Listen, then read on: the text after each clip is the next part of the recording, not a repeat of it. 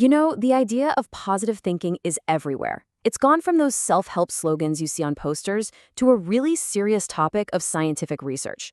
Today, we're going to trace that incredible journey, peek inside our brains to see what's actually happening when we're optimistic, and even ask, can there be a downside to all this positivity? All right, let's get into it. Oh, we've all been there, right? You're having a truly awful day, and someone pipes up with that well-meaning, but let's be honest, sometimes infuriating piece of advice. It's one of the most common phrases out there, but it's also the perfect jumping-off point for a huge, huge shift in how we understand the human mind. You see, for most of its history, psychology was pretty much focused on one thing, figuring out what was wrong with us and, how to fix it. But then, a totally revolutionary new approach came along and decided to ask a completely different question. And this slide just lays it out perfectly. For decades, psychology was all about what's on the left, the disease model. The goal was to take someone from a state of, say, -8 back to 0. But positive psychology flipped the entire script. It asks, what is right about people? It's not just about fixing what's broken, it's about building what's strong. How do we get people from 0 to a state of +8? So how did this massive shift even happen? Well, after World War II, the focus was, pretty understandably, on treating trauma and mental illness. But then, in the 80s, this psychologist, Dr. Martin Seligman, had a huge aha moment. He'd been studying something called learned helplessness, but he realized he was also seeing the exact opposite, learned optimism. That one idea changed everything, and in 1998, when he became president of the American Psychological Association, he made it official and launched positive psychology as a whole new field of study. Okay, so this isn't just about changing your attitude or having good thoughts. We're talking about physically changing your brain. Now we get to see how this psychological idea is actually grounded in some really solid, hard science.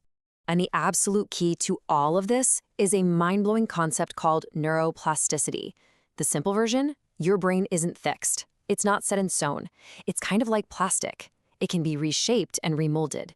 The thoughts you think over and over, the habits you practice, they can literally physically change your brain's structure. This is the biological engine that makes something like learned optimism even possible. So how does that actually work? Well, let's take gratitude, which is a huge part of positive psychology. When you consistently practice gratitude, it's like going to the gym for your brain. You're literally strengthening the neural networks that help you see value, process positive emotions, and feel reward. And at the very same time, you're helping to calm down your amygdala. That's your brain's little alarm system. You are training your brain to look for the good stuff, not just constantly scan for threats. And get this, the effect isn't just psychological, it's physical. It's nuts. Research has actually shown that people with a more positive outlook produce more antibodies after they get a vaccine. I mean, that is just a powerful, concrete example of the mind-body connection. Your thoughts can have a direct, measurable impact on your physical health. But what happens when this whole push for positivity goes a little too far? When looking on the bright side becomes a demand that you ignore what's really going on? This leads us to a really, really important critique. And that critique has a name you've probably heard by now: toxic positivity. It's this good vibes only culture, the belief that you have to be positive no matter what's happening. The huge problem with this is that it dismisses and invalidates real, genuine, and often very necessary negative emotions. It's basically a denial of what it means to be fully human. We've all heard this one, right? And look, it's usually said with the best intentions. But when someone is facing real pain or loss, a phrase like this can feel incredibly dismissive, can it? It just shuts down the conversation and can make the person who's suffering feel like their grief or their anger is somehow wrong. So what's a better approach? Well, instead of offering a platitude that kind of dismisses the feeling, try offering one that validates it. Simply saying, "That sounds really difficult," acknowledges what that person is going through. It creates connection instead of shame, it opens the door for honesty, and that is where real healing can start. Now, the critique doesn't just stop at a personal level. Some academics are arguing that the very foundations of positive psychology might have a kind of built-in cultural bias. This is a big one. The major criticism is that the whole field is fundamentally ethnocentric, meaning it was developed mainly within a Western individualistic culture. So it promotes ideals like personal achievement and autonomy as the universal keys to a good life. But are those values really universal? Yeah, this chart shows the contrast so clearly. Positive psychology often emphasizes the independent self, but in many collectivist cultures around the world, the focus is on the interdependent self. Your identity is tied up in your relationships and your community. Group harmony might be way more important than individual autonomy.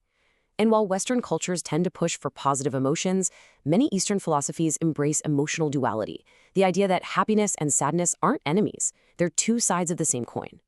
So, faced with all these powerful critiques, how has the field responded?